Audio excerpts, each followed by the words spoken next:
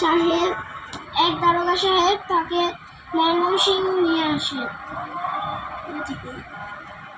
India থেকে নিয়ে আবার স্কুলে ভর্তি করে দেন। তখন বিশ্বযুদ্ধ শুরু হয়। তিনি সেনাবাহিনীতে যোগ দেন। তাকে পাকিস্তান করাচি শহরে পাঠানো হয়। যুদ্ধ শেষ হলে তিনি কলকাতা চলে আসেন। পত্রিকায় তার লেখা ছাপা হতে থাকে। তখন আমাদের দেশ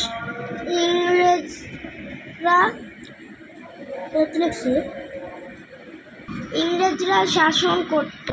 তারা এদেশের মানুষ উপর অনেক অত্যাচার করত। তিনি ইংরেজদের অন্যায়ের বিরুদ্ধে কবিতা লেখেন।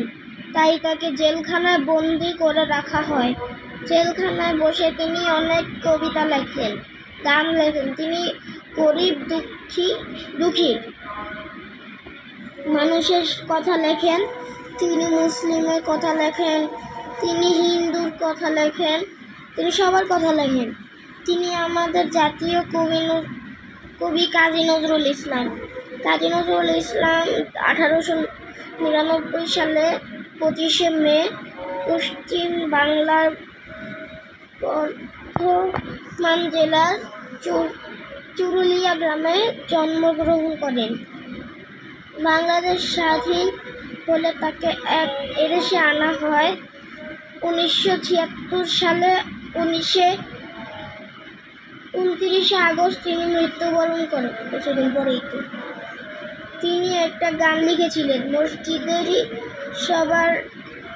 মসজিদেরই পাশে আমার কবর দিও ভাই।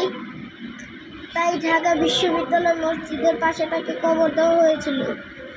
প্রতিদিন অনেক মানুষ তার কবর দেখতে আসে।